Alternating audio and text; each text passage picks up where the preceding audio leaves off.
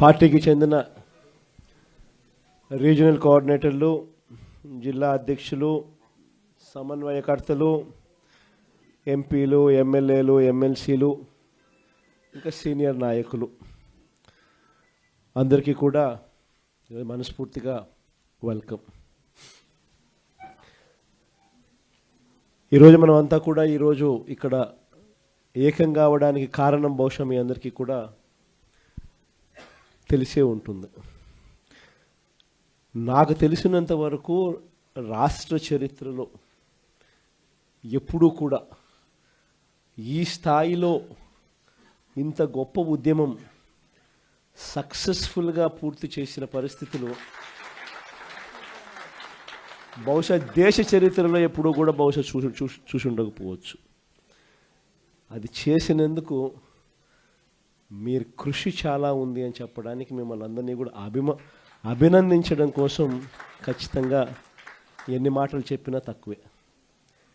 ఇక్కడ నుంచి మొదలు పెడితే ఎమ్మెల్యే సమన్వయకర్తల దగ్గర నుంచి, రీజనల్ కోఆర్డినేటర్స్ దగ్గర నుంచి, జిల్లా అధ్యక్షుల దగ్గర నుంచి, ఎమ్మెల్యేలు, ఎంపీలు, ఎమ్మెల్సీలు, సీనియర్ నాయకులు, ఇక్కడ నుంచి మొదలు పెడితే లోవెస్ట్ లెవెల్లో ఉన్న గ్రామ స్థాయిలో ఉన్న క్యాడర్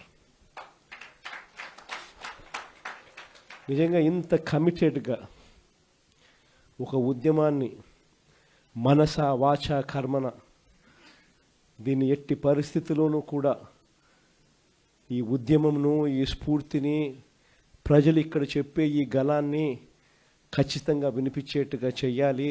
రాష్ట్ర ప్రభుత్వం మెడలు వంచాలి, ఆ నిర్ణయం వెనక్కి తీసుకునేట్టుగా రాష్ట్ర ప్రభుత్వం మీద ఒత్తిడి తీసుకుని రావాలి అని చెప్పి పట్టుదలతో ఇంత గొప్ప ఉద్యమం చేసిన చరిత్ర బహుశా రాష్ట్రంలో ఎప్పుడూ కూడా జరిగి ఉండదు.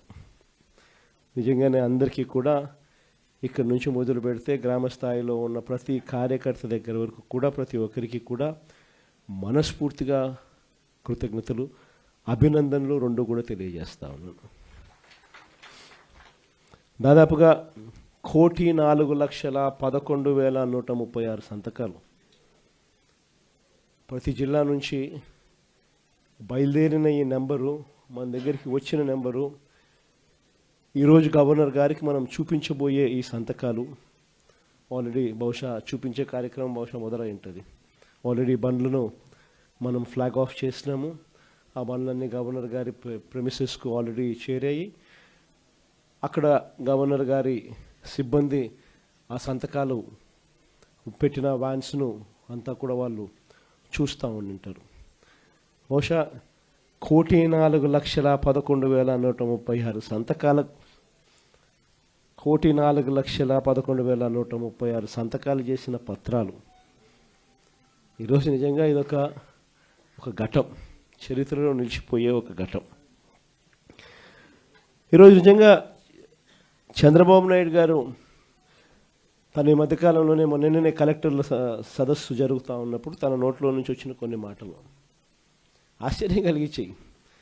ప్రజల్లో గ్రాఫ్ చాలా పడిపోతూ ఉంది, దానికి కారణం కలెక్టర్ల పనితీరు సరిగ్గా లేదు అని చెప్పే పరిస్థితిలో చెప్తా ఉన్నాడు. పొద్దున పేపర్ చదివితే అయ్యో అని మొత్తుకున్నట్టు. కలెక్టర్ల గ్రాఫ్ బాగాలేక కాదు స్వామి, నీ గ్రాఫ్ బాగాలేక పడిపోతా ఉంది, నీదేనే నీకు అర్థం కావడంలా. నీ హయాంలో నువ్వు వచ్చిన తర్వాత ప్రజలకు ఏదైనా మంచి జరిగిందా అని అంటే ఒకటే మంచి జరగల. చంద్రబాబు నాయుడు గారు ఈ 18 నెలల కాలంలో, దాదాపు 18 నెలలే ఉంది, ఈ బడ్జెట్ వస్తే మూడో బడ్జెట్ ప్రవేశపెడతా ఉన్నాడు.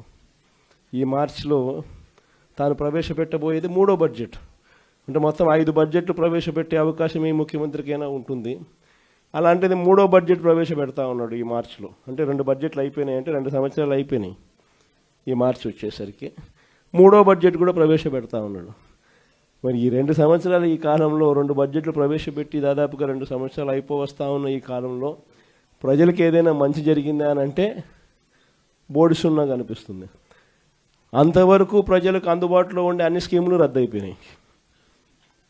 మన ప్రభుత్వ హయాంలో టెన్షన్గా ప్రతి నెల, బహుశా ఏ ప్రభుత్వంలో ఎప్పుడు జరిగిండదేమో, ఏ నెల ఏ స్కీమ్ ఇవ్వబోతున్నాము, ఏ నెల ఏ బటన్ నొక్కబోతున్నాము అని చెప్పి ముందుగానే ప్రజలకి క్యాలెండర్ ఇచ్చి ఆ క్యాలెండర్ను అమలు చేసిన పరిస్థితి బహుశా దేశ చరిత్రలో ఎక్కడ కూడా బహుశా జరిగి ఉండదు. అలాంటి మన పాలన చూసి చంద్రబాబు నాయుడు గారు అవన్నీ చేయడమే కాకుండా ఏముంది జగన్ చేసే పని ఎవడైనా చేయొచ్చు, ఇంట్లో ముసలోళ్ళైనా చేయొచ్చు అని చెప్పి అన్నాడు. అవన్నీ చేయడమే కాకుండా నేను సూపర్ 6, సూపర్ 7 కూడా హామీలు అమలు చేస్తానని చెప్పిన వ్యక్తి ఈ 22 ఏళ్ళు కావస్తా ఉన్న ఈ సమయంలో చంద్రబాబు నాయుడు గారి హయాంలో జరిగింది ఏమిటి అని అంటే అన్ని పథకాలు, గతంలో జరిగే అన్ని పథకాలు రద్దు కావడం, సూపర్ 6, సూపర్ 7 మోసాలుగా మిగిలిపోవడం, పైగా వ్యవస్థలన్నీ పూర్తిగా నీరు గారిపోవడం, నిర్వీర్యమైపోవడం, ఈ మూడు చూసాం మనం. అందుకే చంద్రబాబు నాయుడు గ్రాఫ్ ఈరోజు ఎంత లేపినా కూడా గ్రాఫ్ లేయడంలా పైకి. ఎందుకంటే అన్ని అబద్ధాలు, అన్ని మోసాలు అని చెప్పి ప్రజలకు అర్థమైపోతూ ఉంది, కనిపిస్తూ ఉంది. కాబట్టి అసలు మొట్టమొదటిసారిగా వ్యవస్థలన్నీ కూడా కుప్పకూలిపోయిన పరిస్థితి చూస్తూ ఉన్నాం. ప్రజలకు సంబంధించిన ఆరోగ్యశ్రీ తెరమరుగైపోతూ ఉంది. ప్రజలకు సంబంధించిన ఫీజు రీయింబర్స్మెంట్, పిల్లలకు సంబంధించిన ఫీజు రీయింబర్స్ బకాయిలతో పిల్లలు చదువులు ఆగిపోతూ ఉన్నాయి. ఏ రైతుకు గిట్టుబాటు ధరలు రాని పరిస్థితి. సూపర్ 6, సూపర్ 7తో అన్ని రకాలుగా మోసాలు. సో మొత్తం ప్రభుత్వం అన్నది ఎందుకుంది అనేది ఒకసారి గమనిస్తే కొన్ని ఆశ్చర్యకరమైన విషయాలు కనిపిస్తాయి. నాకు కూడా ఒక్కొక్కసారి, మీ అందరికీ కూడా ఎప్పుడన్నా అనిపించుంటుంది, దేశమంతా చూస్తూ ఉన్నాం, అన్ని రాష్ట్రాలు చూస్తూ ఉన్నాం, ప్రభుత్వం స్కూల్ ఎందుకు నడుపుతుందో ఎప్పుడన్నా ఆలోచన వచ్చిందా మీకు? ప్రభుత్వం ఎందుకు హాస్పిటల్ నడుపుతుందో, ప్రభుత్వం ఎందుకు ఆర్టీసీ బస్సులు నడుపుతుంది? దశాబ్దాలుగా ఈ బుద్ధగా నేను చెప్పేది. స్వతంత్రం వచ్చినప్పటి నుంచి ఇన్ని చూస్తూ ఉన్నాం మనము. ఎన్నెన్నో రాష్ట్రాలు చూస్తూ ఉన్నాం. అన్ని రాష్ట్రాల్లో కూడా ప్రభుత్వ పని ఏమిటి అని అంటే ప్రజలకు ప్రభుత్వ పని ఏమిటి అని అంటే ఒకవేళ ప్రభుత్వమే స్కూళ్ళు నడపకపోతే, ప్రభుత్వమే ఒకవేళ హాస్పిటల్ నడపకపోతే, ప్రభుత్వమే ఒకవేళ ఆర్టీసీ బస్సులు నడపకపోతే జరిగేదేమిటి? ప్రైవేట్ ఎక్స్‌ప్లాయిటేషన్ అన్నది దోచేసే కార్యక్రమం జరుగుతుంది. పేద మధ్యతరగతి ప్రజలు పూర్తిగా కూడా ఏది కూడా విద్య కానీ, వైద్యం కానీ, పబ్లిక్ ట్రాన్స్పోర్ట్ కానీ ఇవేవి కూడా ప్రజలకు అందుబాటులో లేకుండా పోయే పరిస్థితి ఉంటుంది. వాటికి చెక్ పెట్టడం కోసం ప్రభుత్వం ఇవన్నీ కూడా తాను ఇన్వాల్వ్ అయి తాను నడిపే కార్యక్రమం చేస్తుంది. ఇది మనకు అందరికీ కూడా కనిపించే విషయాలు.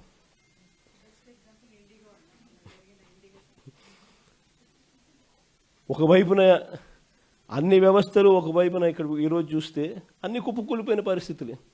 గవర్నమెంట్ స్కూల్ ఎందుకు నడుపుతా ఉన్నది అని చెప్పి అనుకునే ముఖ్యమంత్రి బహుశా చంద్రబాబు నాయుడు తప్ప ప్రపంచ చరిత్రలో ఎవడు ఉండడు. గవర్నమెంట్ హాస్పిటల్ ఎందుకు నడుపుతుంది అని చెప్పి అనుకునే మనిషి ఒక చంద్రబాబు నాయుడు తప్ప ప్రపంచ చరిత్రలో ఏది ఉండడు. మనం ఉన్నాం కాబట్టి ఆర్టీసీ కనీసం బతికింది. కార్మికులందరినీ గవర్నమెంట్లో విలీనం చేశాం కాబట్టి. మనం విలీనం చేయకపోయింటే చంద్రబాబు నాయుడు గారు కానీ వచ్చిందంటే ఆర్టీసీ కూడా ఈ పాటికి అమ్మేసి ఉంటాడు. మొన్నేదో ఆశ్చర్యకరంగా ఆయన నోట్లో నుంచి విన్న పోలీస్ శాఖను కూడా ప్రైవేటైజ్ చేసే కార్యక్రమం చేస్తానని నేను. అసలు ఏ స్థాయిలోకి వస్తున్నాడు అని అంటే, లా అండ్ ఆర్డర్ అనేది గవర్నమెంట్ ఎందుకు నడుపుతుందంటే దానికి కొన్ని కారణాలు ఉన్నాయి. ప్రైవేట్ ఎక్స్‌ప్లాయిటేషన్ ఉండకూడదు అని. స్కూల్ ఎందుకు నడుపుతుంది గవర్నమెంట్ అంటే కొన్ని కారణాలు ఉన్నాయి, ప్రైవేట్ ఎక్స్‌ప్లాయిటేషన్ ఉండకూడదని. హాస్పిటల్ గవర్నమెంట్ ఎందుకు నడుపుతుందంటే కొన్ని కారణాలు ఉన్నాయి, ప్రైవేట్ ఎక్స్‌ప్లాయిటేషన్ ఉండకూడదు అని. బస్సులు ఎందుకు నడుపుతుందని అంటే దానికి కారణాలు ఉన్నాయి. దానికి కారణాలు ఏమిటి అని అంటే పబ్లిక్ ట్రాన్స్పోర్ట్ విషయంగా పేదలు ఎక్స్‌ప్లాయిట్ కాకూడదు అని చెప్పి.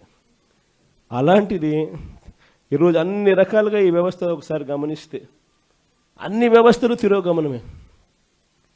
మరి అన్ని రకాలుగా వ్యవస్థలు తిరోగమనం. ఇంతకుముందు అమలవుతా ఉన్న పథకాలన్నీ రద్దు.